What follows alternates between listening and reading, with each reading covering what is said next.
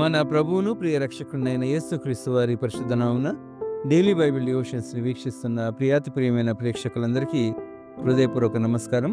The church of South India diocese of Medak holy trinity church Balarampet street సమర్పిస్తున్న ఈనాటి Bible డివోషన్స్లో flight in the wilderness, అరణ్యంలో ఆవేదన అనే అంశంపై మన ప్రియ సంఘ సభ్యులు శ్రీమతి క్లారిజా క్రిస్టియన్ ఫిలిప్ గారు అందించే దైవ సందేశాన్ని విందాం. సందేశానికి ముందుగా సందేశాన్ని ఆవిష్కరించే ఈ భక్తి గీతం.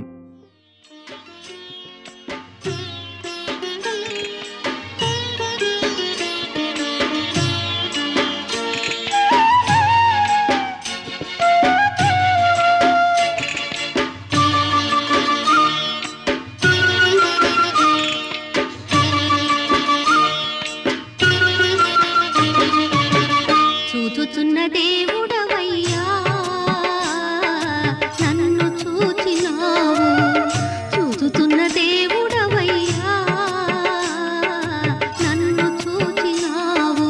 నీ పేరు ఏమిటో ఎరుగనయ్యా, నీ పేరు ఏమిటో ఎరుగనయ్యా. నా పేరుతో నన్ను పిలిచావయ్యా, నా పేరుతో నన్ను పిలిచావయ్యా. చూచుచున్న దేవుడవయ్యా, నన్ను చూచినావు. చూచుచున్న దేవుడవయ్యా, నన్ను చూచినావు.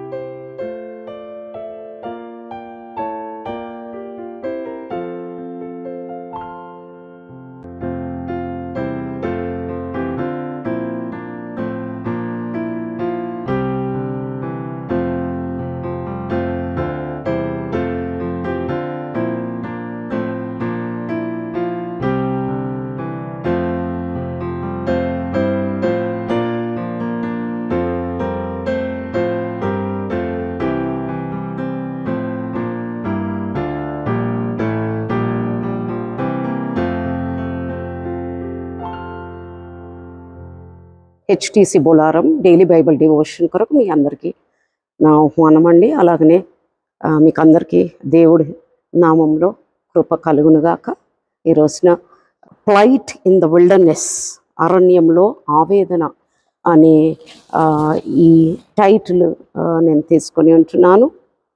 ఆది కాండము 16వ అధ్యాయము 13వ వచనము మనం చూసినట్లయితే, అది చూచుచున్న దేవుడవు నీవే అను పేరు తనతో మాటలాడిన యెహోవాకు పెట్టెను. ఏలయనగా నన్ను చూచిన వానినెక్కడ చూచి తిని కదా, ఇక్కడ చూచి తిని కదా అని అనుకొనెను.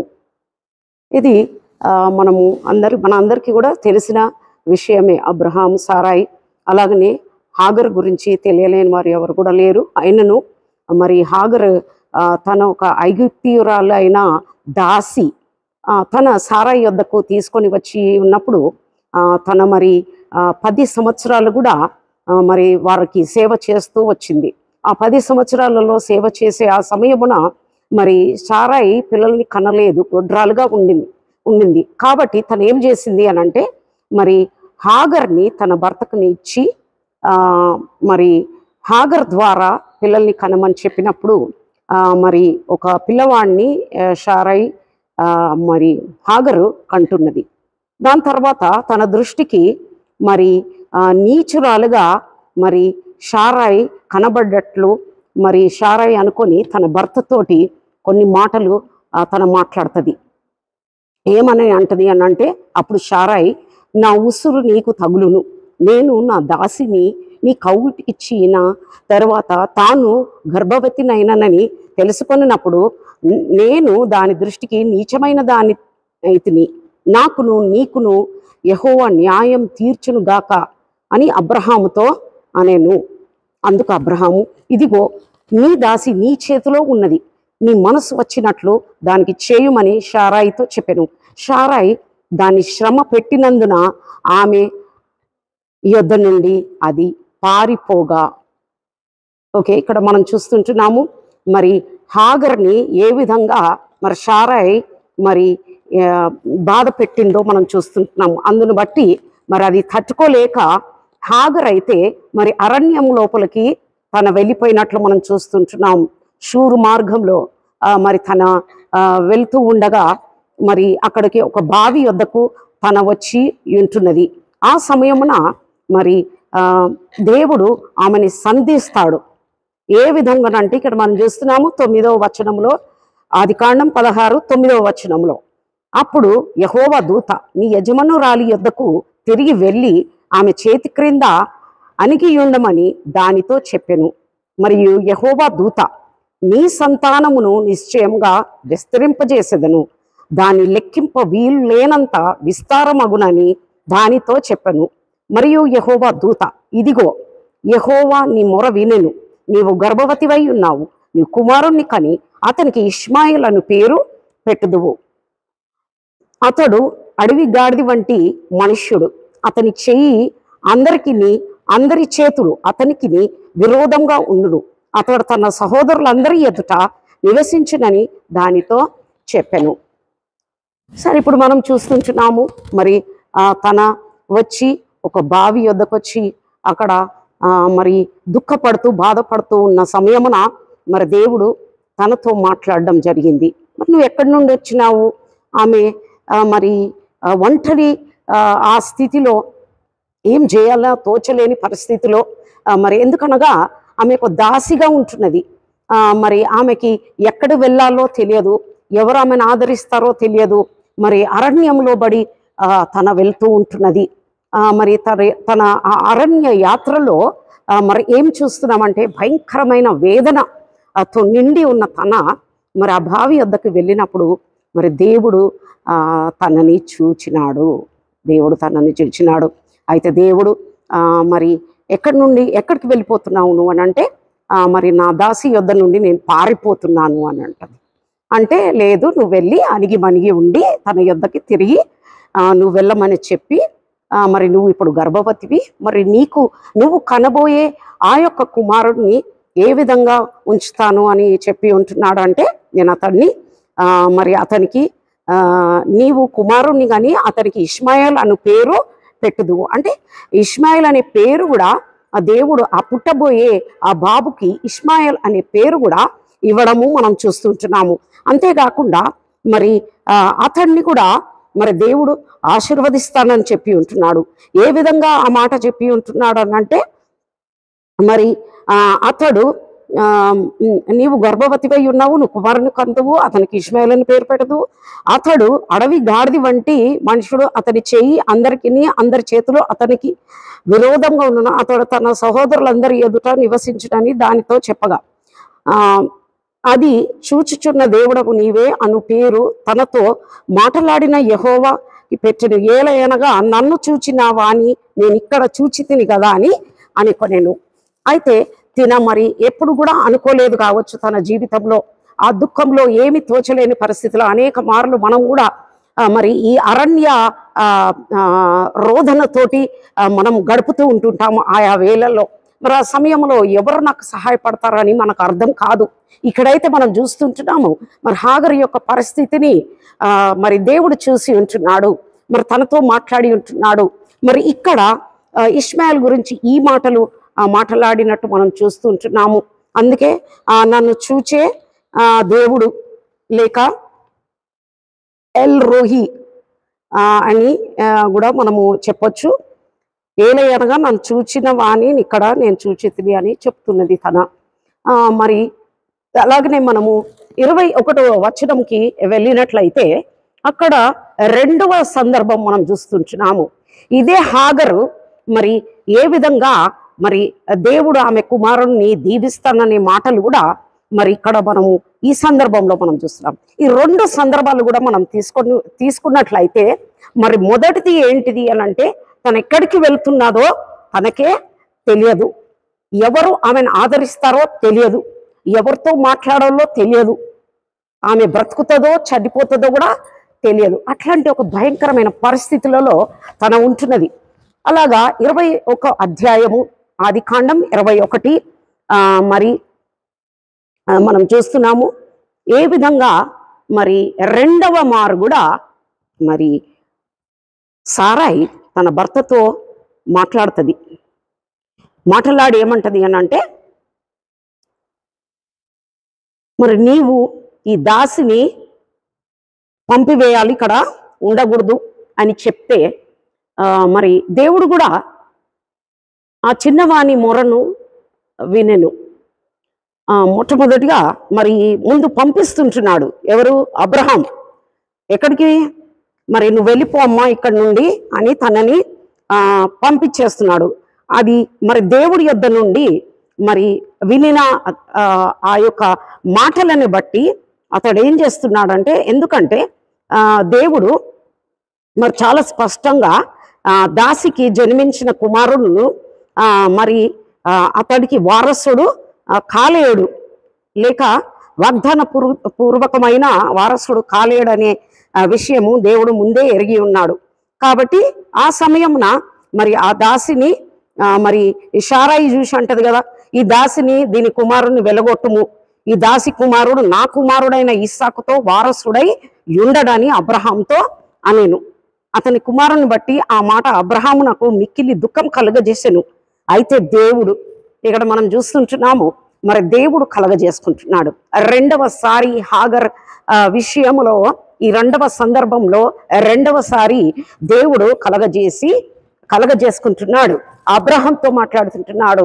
అబ్రహాము, నువ్వు ఈ దాసిని పంపివేయమని చెప్పినప్పుడు మరి తెల్లవారినప్పుడు అబ్రహాము లేచి ఆహారమును నీళ్ళ తిత్తిని తీసుకొని ఆ పిల్లవానితో కూడా హాగరునకును అప్పగించి ఆమె భుజం మీద వాటిని పెట్టి ఆమెను పంపివేసెను. ఆమె వెళ్ళి బెయేర్షెబా అరణ్యములో ఇటు అటు తిరుగుచుండెను. ఆమెకి దిక్కు తోచలేని పరిస్థితిలో అటు ఇటు ఆ బెయేర్షెబా అరణ్యములో తన తిరుగుతూ ఉన్నది. ఆ చిన్న పసివాడిని ఎత్తుకొని ఉన్నది. మరి కొంత సమయం అయిపోయిన తర్వాత మరి త్రాగడానికి ఆ చిన్న కుమారుడికి మరి ఆ తిత్తిలో నీళ్లు అయిపోయినది. అందువలన తన మరి ఇవ్వలేకపోయింది ఆ చిన్న బాబుని. తను అనుకున్నది ఈ అరణ్యంలో ఇంకేం లేదు, మేమిద్దరం కూడా చావవలసిందే అనుకొని తన చాలా దుఃఖపడుతూ మరి కొంత దూరము వెళ్ళి ఎలుగెత్తి ఏడుస్తూ ఉంటది ఆ చిన్న కుమారుణ్ణి చూసి. ఆ కుమారుడు ఇష్మాయేల్. కాబట్టి ఆ ఇష్మాయిల్ని చూస్తూ తన దూరంగా ఉండి కూర్చొని చాలా ఆవేదన చెందుతూ మరి దుఃఖపడుతూ ఎలుగెత్తి మరి తన ఏడుస్తున్నట్టు మనకు కనబడుతుంది. అప్పుడు రెండవసారి కూడా మరి దేవుడు తనతో మాట్లాడినట్లు మనం చూస్తుంటున్నాము.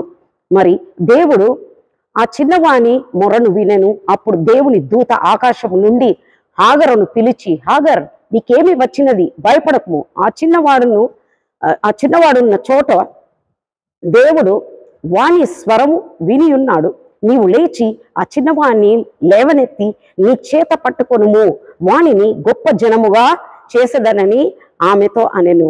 మరియు దేవుడు ఆమె కన్నులు తెరిచినందున ఆమె నీళ్ల ఊట చూచి వెళ్ళి ఆ తిత్తిని నీళ్లతో నింపి చిన్నవానికి త్రాగనిచ్చును. Where there is no hope there is hope. అయితే మన దేవుడు ఎలాంటి వాడు అనంటే, నిరీక్షణ లేని చోటున, నిరీక్షణ లేని ఆ సమయమున, ఎలాంటి విధముగా మరి ఆధారం లేని చోటున ఆయన నిరీక్షణగా ఆధారంగా ఉంటున్నాడు. ఈమె మరి దేవుడు నా నిరీక్షణ అని అనుకున్నదో లేదో, దేవుడే నా ఆధారం ఇప్పుడు అనుకున్నదో లేదో మనకు తెలియదు. కానీ ఆమె అయితే మరి అరణ్యం లోపలికి వెళ్ళినట్లు మరి ఏ విధంగా తన మరి చెప్పుకున్నట్లయితే నిజంగా ఆ యొక్క పరిస్థితిని అనుభవించే సమయమున తన ఇక్కడ ఎలుగెత్తి ఏడ్చినట్లు మనం గమనిస్తుంటున్నాము. కొన్నిసార్లు మరి బలము చాలని ఎడల మరి ఎలుగెత్తి కూడా ప్రార్థించలేని, మరి మొరపెట్టుకోలేని, మరి ఏడవలేని పరిస్థితిలో మనము ఉంటుంటాము. మరి హాగర్ని చూచి మరి దేవుని యొక్క దూత, మరి దేవుడి యొద్ద నుండి పంపబడిన దూత మరి గొప్ప జనముగా నేను ఇతన్ని ఇష్మాయిల్ని చేయబోతున్నాను అని చెప్పినాడు. వెంటనే మరి ఆమె ఆత్మీయ కన్నులు తెరవబడి ఉన్నది. ఆ ఆత్మీయ కన్నులు తెరవబడినప్పుడు హాగర్ ఏం చేస్తుంది అని అంటే, మరి అక్కడ ఒక ఊట, తనకి నీళ్ళ ఊట కనిపించింది. అప్పుడు వెంటనే తన ఆ నీళ్లు తీసుకొని వచ్చి ఆ కుమారుడికి ఇచ్చినట్లు మనం చూస్తుంటున్నాము. అయితే మరి జీవపు ఊట అయిన మన యేసు ప్రభుల వారు ఏమి చేయలేనా, సమస్తమును చేయగలిగిన దేవుడై ఉన్నాడు. ఆయన చూచుచున్న దేవుడు అని అన్నది హాగరు. మరి చూచుచున్న దేవుడు ఏం చేస్తాడు, ఊరుకుంటాడా? అలా ఉండలేదండి. దేవుడు ఏం చేశాడు అక్కడ అంటే, ఆ చిన్నవాడి యొక్క దాహం తీర్చడమే కాకుండా ఆ తల్లిని మరి ఓదార్చినట్టు, ఆ తల్లికి మరి నిరీక్షణ లేని ఆ తల్లి, మరి ఆధారం లేని ఆ తల్లికి నిరీక్షణగా ఆధారంగా నిలబడి ఉంటున్నాడు. ఇట్టి అరణ్య రోదన గుంట మనం వెళ్ళే సమయమున మరి మనకు ఏం చేయాలో అర్థం కాలేని పరిస్థితులలో కూడా మరి మనము ఏమి చేస్తున్నాము, మరి చూచే దేవుడు ఉన్నాడనే విషయము చాలాసార్లు మర్చిపోతున్నామండి. చెప్పుకోవడానికే బాగుంటుంది కానీ చాలాసార్లు మనం మర్చిపోతున్నాము. అలాగనే ఇంకొక విషయం ఏంటిది అనంటే, 2 వాగ్దానాలు, మరి 2 నిబంధనలు, ఒకటి షారైకి చెందిన నిబంధన, ఒకటేమో హాగర్కి చెందిన నిబంధన. హాగర్ అయితే దాసి అయి ఉన్నది. మా దాసి యొక్క కుమారుడు మరి దాసత్వంలో ఉన్న ఒక వాగ్దానపూరితమైన కుమారుడుగా ఉంటున్నది. ఆయన ఇష్మాయేల్ ద్వారా పుట్టిన వారంతా కూడా ఆ కోణంకి చెందిన వారు. అలాగనే మరి వాగ్దాన పుత్రుడుగా మరి జన్మించిన ఇస్సాకు ద్వారా వచ్చిన జనాంగము మరి దేవుడు ఏర్పాటు చేసిన ఆ యొక్క జనాంగం. ఇక్కడ మనం గమనించినట్లయితే స్వంత జ్ఞానముతోటి మరి ఈ షారాయి తన భర్తకి మరొక స్త్రీని తీసుకొని వచ్చినట్లు మనం చూస్తుంటున్నాము. మరి ఆమె బలవంతం పెట్టుడం మూలానే మరి ఆ భర్త ఆ విధంగా తన ద్వారా మరొక కుమారుని కనడం జరిగింది. నేటి దినం వరకు కూడా మరి అదియే జరుగుతున్నది. మనం ఒక వాక్యం లోపలికి వెళ్ళిపోదాము.